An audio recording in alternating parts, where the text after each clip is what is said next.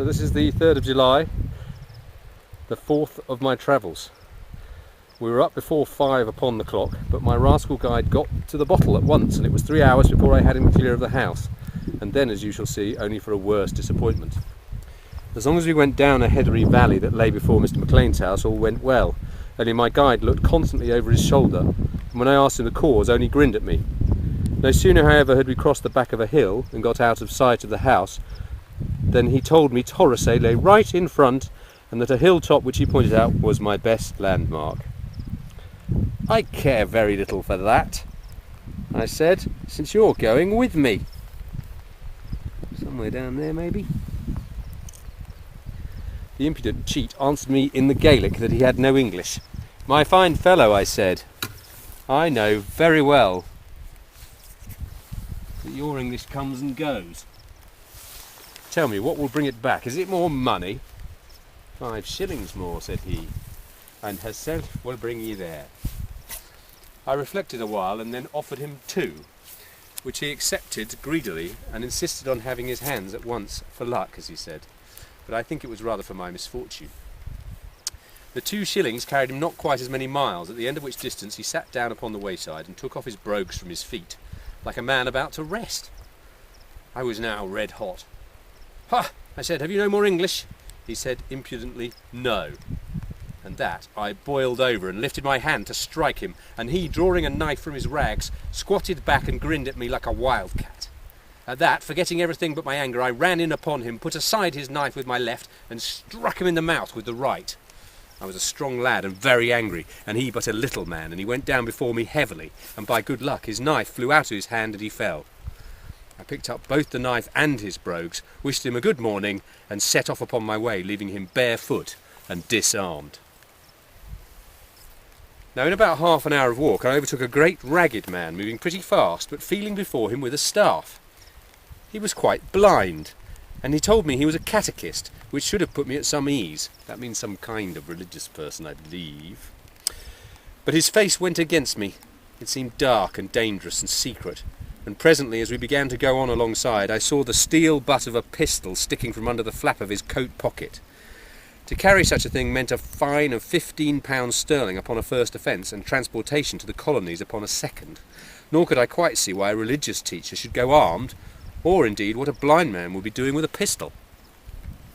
I told him about my guide, for I was proud of what I had done, and my vanity for once got the heels of my prudence. At the mention of the 5 shillings he cried out so loud that I made up my mind that I should say nothing of the other 2 shillings, and was glad he couldn't see my blushes.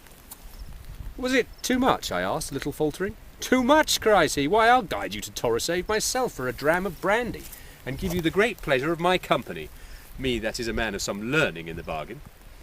I said I did not see how a blind man could be a guide, but at that he laughed aloud and said his stick was eyes enough for an eagle. "In the Isle of Mull at least," says he, "where I knew every stone and heather bush by mark of head. See now," he said, striking right and left, as if to make sure, "down there is a burn running," said he, "and at the head of it there stands a bit of a small hill, with a stone cocked upon the top of that. And it's hard at the foot of the hill that the way runs by to Torosay, and the way here, being for droves, is plainly trodden, which will show grassy through the heather."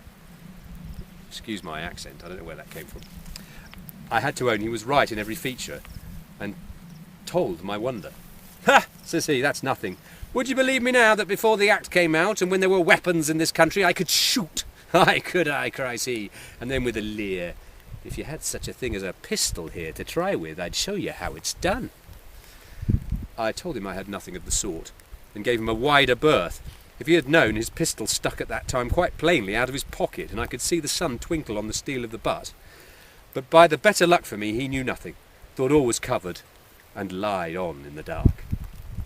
We were now upon a sort of green cattle track, maybe this, which crossed upon the hills towards Torosay, and we kept changing sides upon that like dancers in a reel. I had so plainly the upper hand that my spirits rose, and indeed I took a pleasure in this game of blind man's buff. But the catechist grew angrier and angrier, and at last began to swear in Gaelic and to strike for my legs with his staff. And then I told him that sure enough I did have a pistol in my pocket as well as he, and if he didn't strike out across the hill due south, I would even blow his brains out. He became at once very polite, and after trying to soften me for some time, but quite in vain, he cursed me once more in the Gaelic and took himself off. I watched him striding along through the bog and briar, tapping with his stick until he turned the end of a hill and disappeared into the next hollow. And then I struck on again for Torosay, much better pleased to be alone than to travel with that man of learning. This was an unlucky day, and these two, of whom I had just rid myself one after the other, were the two worst men I had met with in the Highlands. Now on the Sound of Mull, and looking over to the mainland of Morven, there was an inn with an innkeeper, who was a MacLean, it appeared, of a very high family. He spoke good English, and finding me to be something of a scholar, tried me first in French, where he easily beat me, and then in the Latin, in which I don't know which of us did best. This pleasant rivalry put us at once upon friendly terms, and I sat up and drank punch with him, or to be more correct, sat up and watched him drink it, until he was so tipsy that he wept upon my shoulder. I tried him as if by accident with a sight of Alan's button, but it was plain he'd never seen or heard of it. My shell, don't forget it.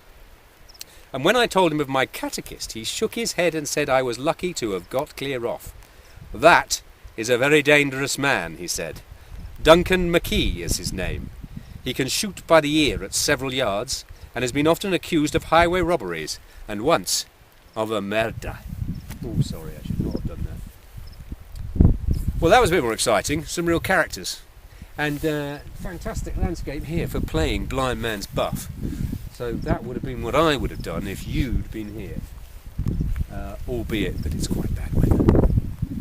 So I hope you enjoyed that, and you can start to see that there's some real energy coming into the story. There's some more excitement. Maybe not so much tomorrow. Some sadness tomorrow, I think, about some people in boats. And then on to the real murder.